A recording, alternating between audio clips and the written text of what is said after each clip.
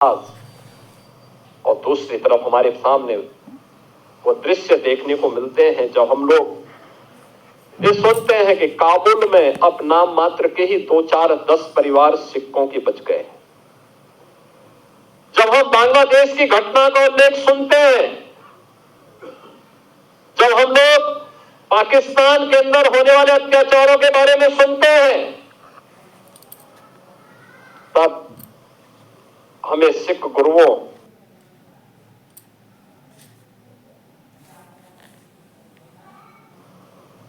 कि उस त्याग और उस बलिदान का स्मरण बरबस हो जाता है। और इसीलिए आज के उस अवसर पर मैं आप सबसे भी यही अपील करने के लिए आया हूं। मैं आप सबसे यही अपील करूंगा और मेरा विनम्र अनुरोध होगा, किससे बढ़कर के हिंदुस्तान के लिए, हिंदू हो या सिख के, इन सब के लिए दूसरी प्रेरणा गुरु नानक देव जी से लेकर के गुरु गोविंद सिंह जी महाराज तक जो आदर्श इन सिख गुरुओं ने हम सब के लिए रखा है, वही हम सबको आगे बढ़ने के लिए एक नई ऊर्जा देगा। उन्हीं का आशीर्वाद हम सबकी प्रेरणा है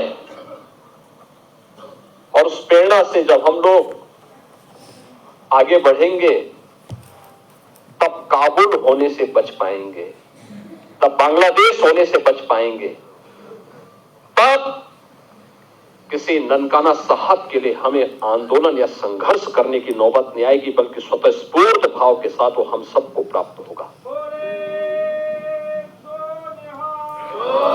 और इसीलिए आज हम सबको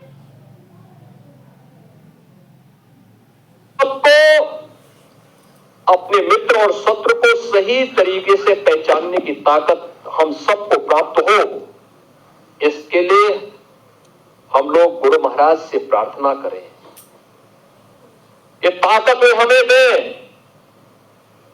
कौन वे लोग हैं जो देश की जुझारू कौम को,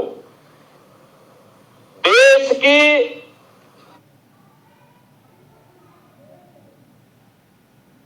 इस समृद्ध कौम को, जिसने अपने स्वयं के सामर्थ्य से, अपने पुरुषार्थ से, अपने परिश्रम से एक मिसाल प्रस्तुत की है देश के सामने, दुनिया के सामने। कौन वे दुश्मन हैं जो आज उनके इस परिश्रम और पुरुषार्थ को कुंद करने की साजिश कर रहे हैं? कौन है? उन दुश्मनों को पहचानने की आवश्यकता है। कई भारत की फौज में हमारा सिख एक बड़ी संख्या में जाकर के भारत की सुरक्षा के लिए अपने आप को समर्पित करता था। कौन लोग हैं जो एक बड़ी पीढ़ी को, युवा पीढ़ी को ड्रग की चपेट में लाने का कुत्सित प्रयास कर रहे हैं? हमें देश के उन दुश्मनों को समझना होगा, उन दुश्मनों से सावधान रहना होगा। कौन आपस में हिंदू और सिखों को लड़ाने का कुत्सित प्रयास कर रहे हैं? ये तो एक दूसरे के पूरक है।